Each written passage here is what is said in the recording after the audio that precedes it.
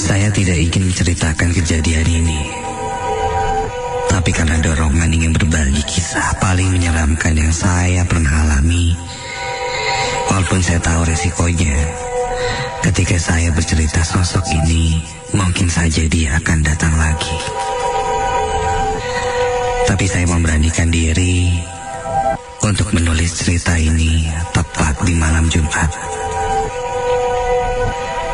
Sebelum mendengarkan Nightmare Side Ardan Radio, ditemani semilir wangi bunga harum dalu yang mitosnya disukai makhluk halus. Cerita ini pun selesai dan akhirnya saya kirimkan. Begini ceritanya.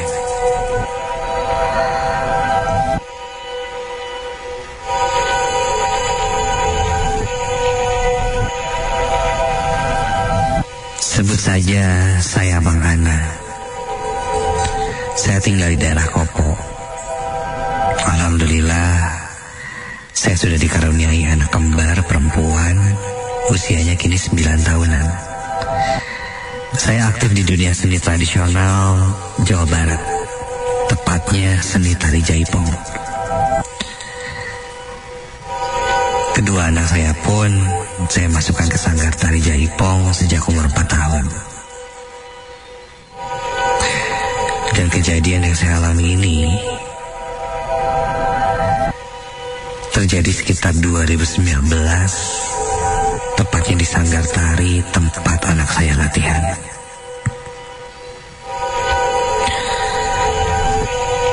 Sedikit cerita tentang dunia jaipong, tidak sedikit musik atau lagu yang mengiringi tarian jaipong ini mengandung hal mistis yang mengundang makhluk-makhluk halus untuk datang.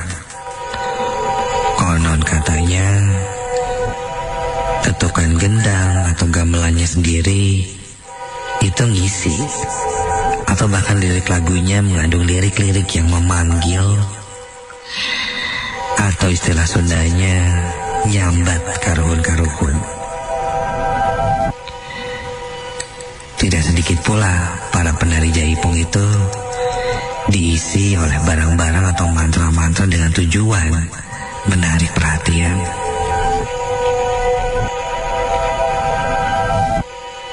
Tapi di sisi lain banyak juga para penari yang jaipong murni menggunakan skillnya dalam menari. Walau alam. Bicara tentang saya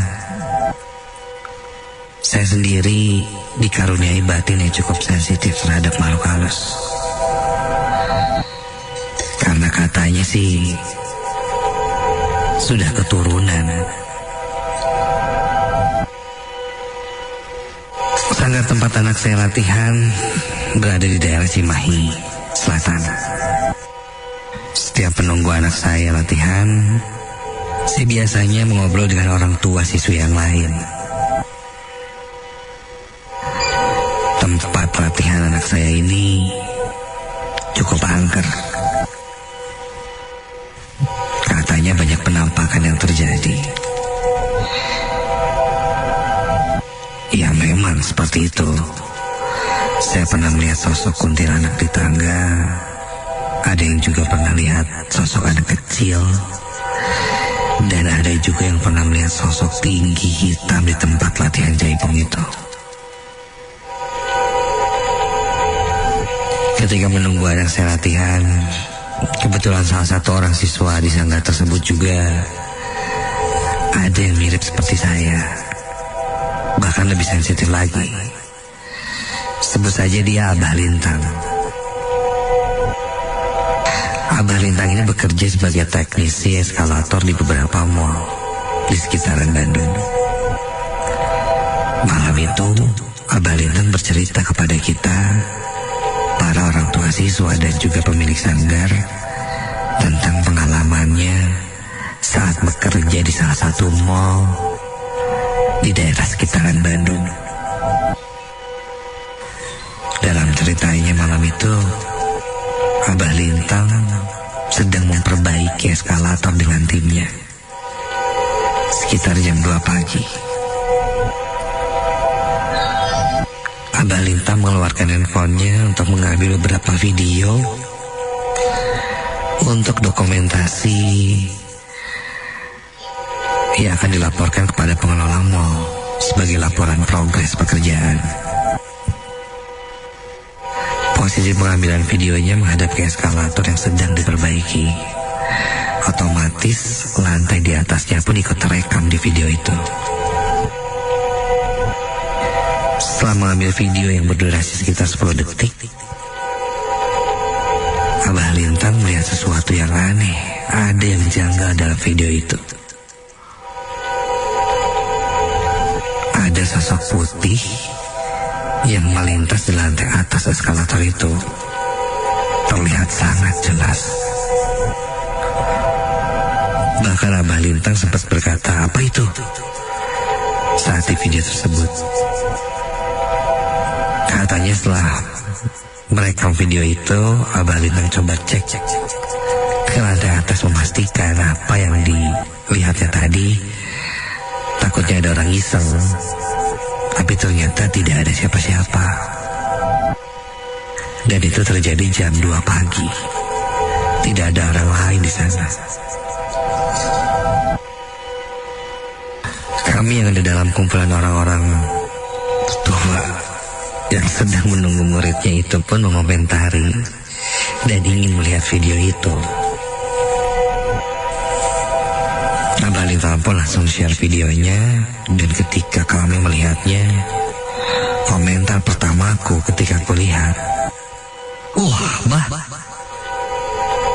ini mah asli Bah kuntilanak." Begitu kataku. Abah Lintang pun membenarkan. Katanya di mall tersebut memang angker. Selain sosok kuntilanak tadi, ada juga yang cukup terkenal. Sosok kuntilanak merah yang sering mengganggu.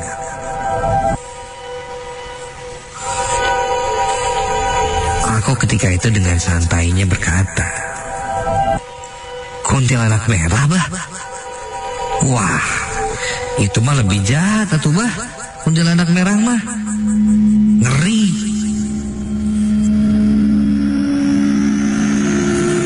Begitu ucapku sambil membayangkan sosok kuntilanak merah yang entah kenapa terbayang olehku.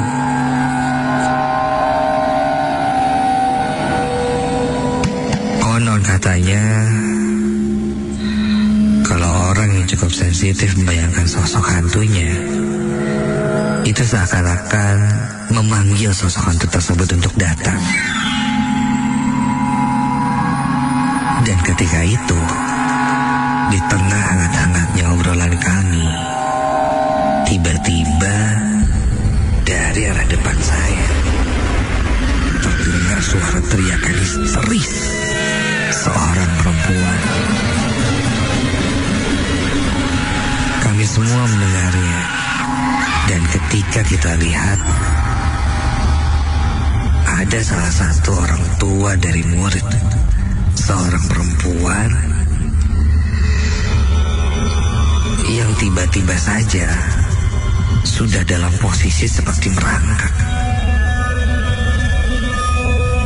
Iya, ibu itu berjalan merangkak. Matanya melotot ke arah saya dan terus berjalan mendekati.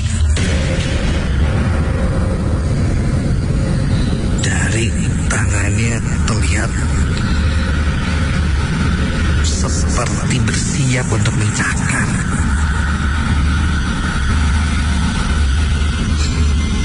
Suara nafasnya terdengar sangat berat, seperti seorang yang menahan emosi. Kami semua tercengang melihat ibu itu tiba-tiba merangkak berjalan mendekatiku. Hingga beberapa orang ibu itu lewati, bahkan sampai pemilik sanggar pun dia lewati. Terus berjalan merangkak menuju ke arahku.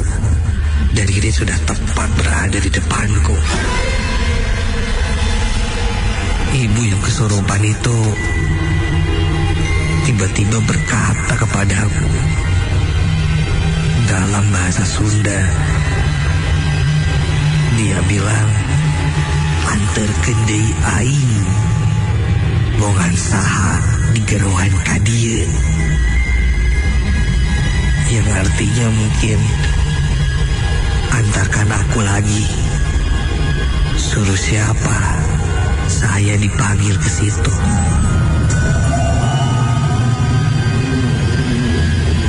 Bulu kuduku berdiri seketika itu dari ujung kaki ke ujung kepala. Namun bagaimanapun juga, saya berusaha tetap tenang di tengah-tengah orang tua yang mulai pada panik saat itu. Ketika itu, kulihat wajah ibu itu terlihat berubah, pucat dan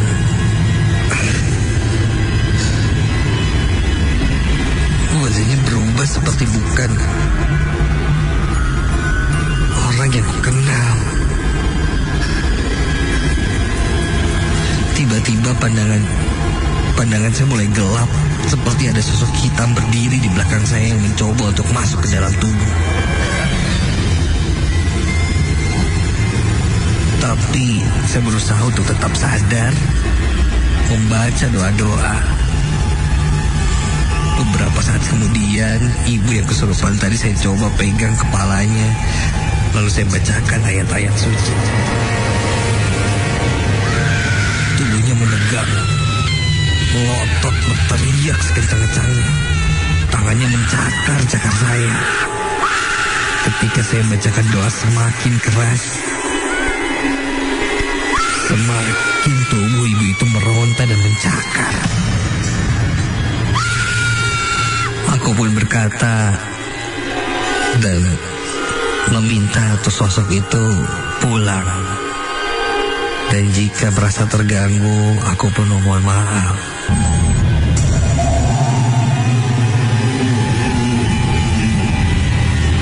Tak lama kemudian, tubuh ibu itu mulai lemas dan akhirnya mulai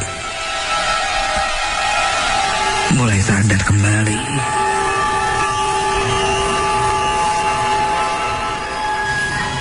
Dibantu oleh pemilik sanggar, ibu itu diberikan air doa dan segera pulih. Setelah kejadian tadi, saya tanya pada Abah. Sosok yang memasuki tubuh ibu itu apa? Dan kenapa tiba-tiba marah? Terutama pada saya. Kata Abah Lintang, sosok yang masuk ke tubuh ibu tadi itu adalah kuntilanak merah yang tadi sempat diceritakan. Dan aku mungkin yang paling mengomentarinya. Mungkin dia merasa terpanggil ketika kami ceritakan, marah kepada saya.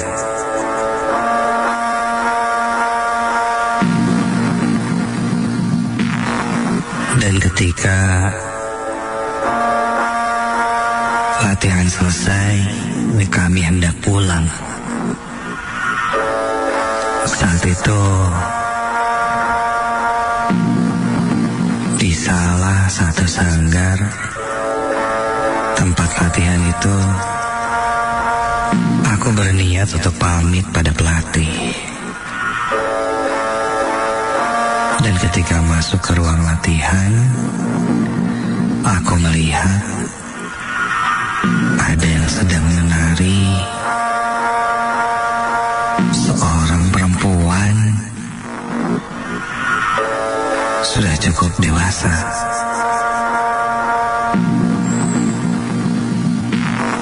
Dan ketika itu, penari itu memakai selendang berwarna merah.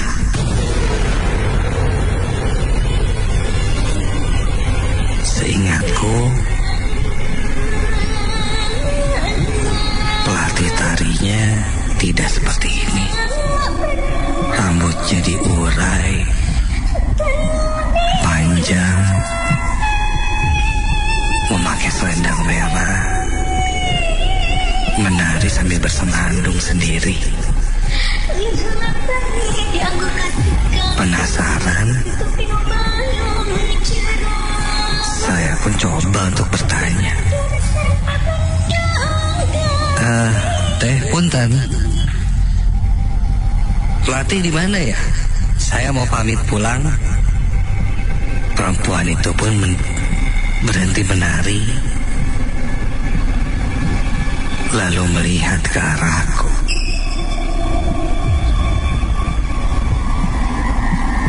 Dan ketika dia berbalik sambil menyibakkan kain merahnya, tiba-tiba sosok itu berubah. Wujudnya menjadi sosok kuntilanak merah.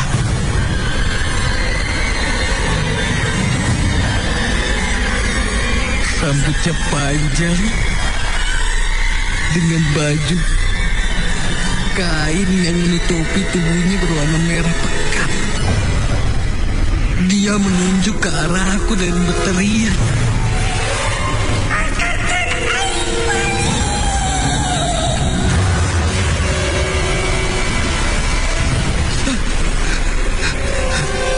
Ketika saya langsung berlari meninggalkan tempat itu dan segera pulang.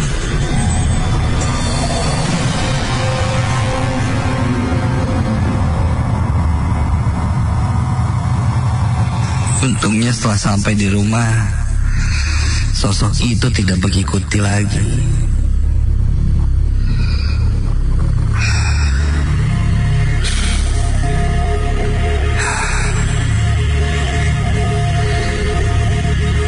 Saya ingin berterima kasih pada tim Nightmare Side Ardan karena mau mendengarkan orang-orang seperti saya yang sensitif terhadap makhluk-makhluk halus yang mungkin bagi sebagian orang sulit untuk dipercaya. Sedikit cerita ketika saya menulis cerita ini, saya sambil mendengarkan cerita Nightmare Side sendirian di teras rumah. Sampai cerita kedua, wangi bunga harum dalu seperti bunga melati itu tidak henti-hentinya tercium, disertai suara anjing tetangga yang terus menggonggong, membuat malam itu seakan-akan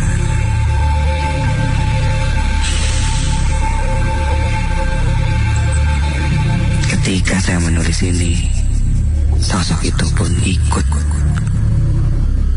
untuk menulisnya. Datang lagi dan tersenyum ketika cerita ini sudah ditulis dan didengarkan orang-orang.